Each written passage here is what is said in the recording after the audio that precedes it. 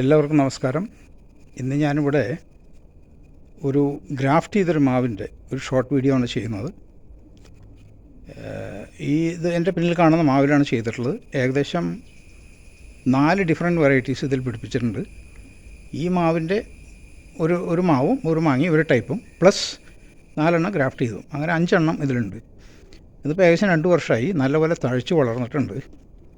ഇതിൽ ഇക്കൊല്ലം പൂടുന്നാണ് പ്രതീക്ഷ. ഇല്ലെങ്കിൽ നെക്സ്റ്റ് ഇയർ തീർച്ചയായും പൂടും, നമുക്ക് മാങ്ങ കിട്ടുകയും ചെയ്യും. ഗ്രാഫ്റ്റിംഗ് ആണ് ഞാൻ കൂടുതലും ചെയ്യുന്നത്. വളരെ സക്സസ്ഫുള്ളാണ്. ഒരു 70 to 80% സക്സസ്സാണ് അതിൽ കിട്ടിയിട്ടുള്ളത്.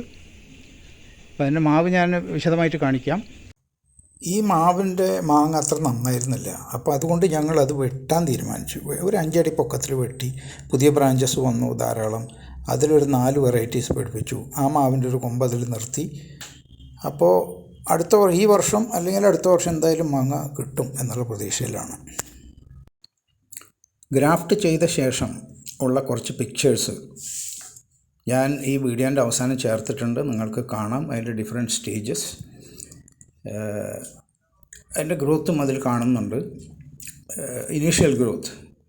വീഡിയോ ഇഷ്ടമായെങ്കിൽ എല്ലാവരും ലൈക്ക് ചെയ്യണേ, സബ്സ്ക്രൈബ് ചെയ്യണേ, ഷെയർ ചെയ്യണേ, സപ്പോർട്ട് ചെയ്യണേ. നന്ദി, നമസ്കാരം.